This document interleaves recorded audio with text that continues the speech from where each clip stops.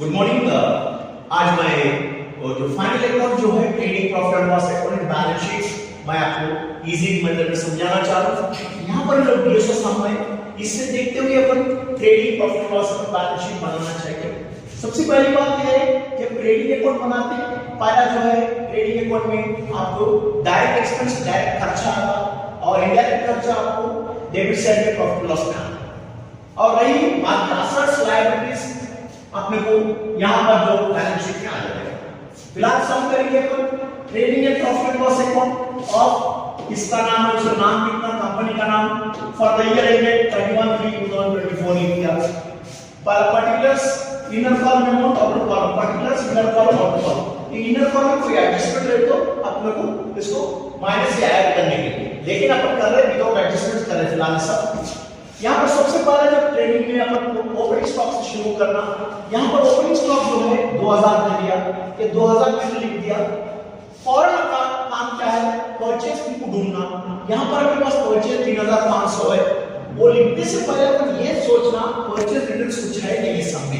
Purchase returns आपको दूसरी तरफ दिखाई देता है से। यहाँ पर परचेज रिटर्न्स 500 है, 3500 में से 500 निकाल दिया तो 3000 रुपए ऑर्डर कॉलम लिख दिया। उसके बाद में अपना काम क्या है, जहां पर देखना है सेल्स रिटर्न्स क्रेडिट साइड में आता, सेल्स लिखना पहले 9000 रुपए, उसमें से सेल्स रिटर्न्स माइनस करके 300 रुपए 8700 रुपए ऑर्डर कॉलम लिख दिया। उसके बाद में रेंट एंड टैक्सेस है वो अपन प्रॉफिट एंड लॉस में आता, इंश्योरेंस प्रॉफिट एंड लॉस में आता, वेजेस पर डायरेक्ट एक्सपेंडिचर है इसलिए क्रेडिट में लिखना टू वेजेस 800 रुपए लिख दिया। देन कैरेज में डायरेक्ट एक्सपेंडिचर है इसलिए टू कैरेज 500 लिख दिया। और उसके बाद में डिस्काउंट जो है इनडायरेक्ट एक्सपेंस है इसलिए प्रॉफिट एंड लॉस में लिखना। ऑयल एंड फ्यूल जो है डायरेक्ट एक्सपेंस है इसलिए टू ऑयल एंड फ्यूल 550 लिख दिया। उसके बाद में ड्राइंग्स में बैलेंस शीट में आता कैरी आउटवर्ड्स जो इनडायरेक्ट एक्सपेंडिचर आप प्रॉफिट एंड लॉस में आता, स्टेशनरी भी प्रॉफिट एंड लॉस में आता। फिर अपन देखना है यहाँ पर क्रेडिट साइड में एक आइटम आता वो जो नीचे रहता क्लोजिंग स्टॉक, उसकी बाय क्लोजिंग स्टॉक 2600 लिखी। अभी मैं क्रेडिट साइड में बाहर लिख रहे हैं 11300 रुपए तो 11300 रुपए लिखे। ये डेबिट साइड यहाँ 2000 से लेकर 550 तक, ये 2000 से लेकर 550 तक ये टोटल करें मैं 6850 आ गया। ये 6850 11300 से माइनस करें तो 4450 आपके को ग्रॉस प्रॉफिट आया। इसलिए यहां पर ग्रॉस प्रॉफिट 4450 है। ये ग्रॉस प्रॉफिट भी यहां पर ला दिया by gross profit brought down 4450। यहां पर आपको सबसे पहला यहां पर जो टू रेंट एंड रेट्स 750 लिखे, टू इंश्योरेंस 350 लिखे, डिस्काउंट 650 लिख दिया, कैरेज आउटवर्ड्स आपको 300 रुपए लिख दिया और आपको है यहां पर स्टेशनरी जो है 600 रुपए।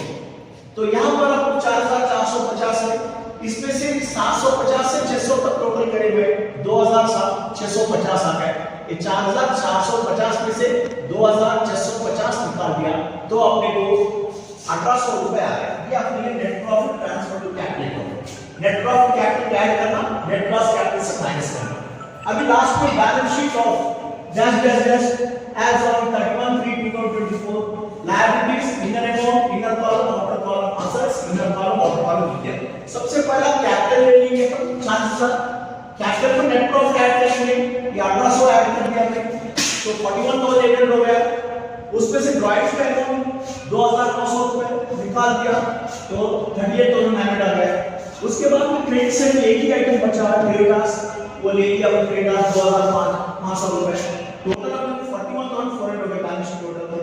यहां पर कैश 12500 लिख दिया, डेटार्स अपना एसेट है 16300 रुपए, फर्नीचर अपना फिक्स्ड एसेट है 10000 रुपए। देन क्लोजिंग स्टॉक जो है एडजस्टमेंट है दो बार आता, एक तो ट्रेडिंग में आता, दूसरी बार यहां पर आखिरी आइटम आता क्लोजिंग स्टॉक 2600। ये कुल मिला के 41400 दो तरफ बैलेंस हुआ। ये सिंपल में अपन याद रखना। Thank you all of you.